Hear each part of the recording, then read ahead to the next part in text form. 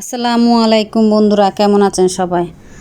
আমরা প্রয়োজনে অপ্রয়োজনে অনেক কিছুই সংরক্ষণ করে থাকি, কিন্তু যেটা বেশি প্রয়োজন আমাদের সেটাই আমরা অবহেলা করে ফেলে রাখি ফ্রিজে। আর যে জিনিসটা অবহেলা করে ফেলে রাখি সেটাই আমাদের সবচাইতে বেশি প্রয়োজন। লেবু আমাদের সব কাজে লাগে।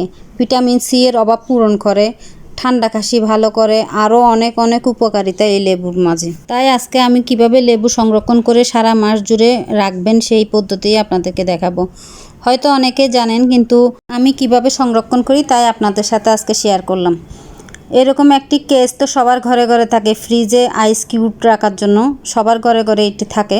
তাই আমি এরকম একটি কেস নিয়ে নিলাম আর লেবুগুলো টুকরো করে নিয়ে নিলাম। নিয়ে আমি হাতের সাহায্যে এটা চেপে রসটা বের করে নেব। আপনারা চাইলে মেশিনের সাহায্যেও করতে পারেন, আর যদি বেশি লেবু হয় তাহলে বোতলের করেও আপনারা এটা সংরক্ষণ করতে পারবেন। লেবু আমাদের নিত্য প্রয়োজনীয় একটা জিনিস, তাই এভাবে করে যদি আমরা সংরক্ষণ করে রাখি তাহলে আমরা সবসময় ব্যবহার করতে পারবো। একটা মেহমান আসলে তাড়াতাড়ি করে একটা কিউট বের করে এক গ্লাস শরবত আমরা করে দিতে পারি এই লেবু দিয়ে।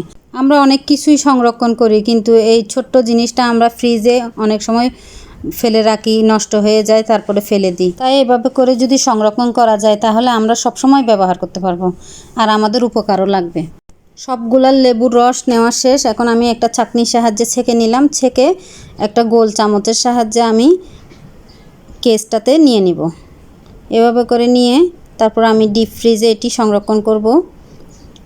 আপনারা চাইলে 1 মাসের বেশিও সংরক্ষণ করতে পারেন। আমি অল্প অল্প করে করছি, আপনারা চাইলে বেশি করেও করতে পারেন। অনেক সময় দেখা যায় যে 1 ডজন লেবু আনছে, সবগুলা খাওয়া হয়নি, ফ্রিজে রেখে দিলাম, পচে গেছে, ফেলে দিলাম। অনেকেই আমরা এই পদ্ধতিটা জানি, কিন্তু আলসামি করেও করা হয় না। তাই একটু কষ্ট করে নিলে আমাদের অনেক সাশ্রয়ও হবে। আমার এই ভিডিওটি যদি ভালো লেগে থাকে লাইক কমেন্ট শেয়ার করে পাশে থাকবেন, আর অবশ্যই একবার বাসায় ট্রাই করে দেখবেন আপনার অনেক উপকার লাগতেছে। একটা কিউট বের করলে হয়ে যাচ্ছে, কাজ শেষ, লেবু কাটতে হচ্ছে না। লেবুর রসগুলো দেখুন বরফ হয়ে গেছে।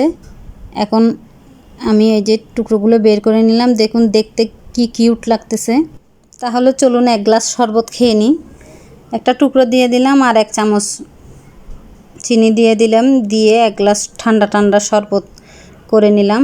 আপনারাও এভাবে করে 1 গ্লাস শরবত খেয়ে নিন, কলিজা ঠান্ডা করার মতো।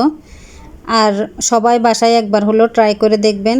আর যাদের ঠান্ডা কাশির সমস্যা আছে, সকালবেলা গরম পানির মধ্যে 1 টুকরো লেবুর কিউট দিয়ে গরম পানিটা খেয়ে নেবেন, দেখবেন ঠান্ডা কাশি ভালো হয়ে গেছে।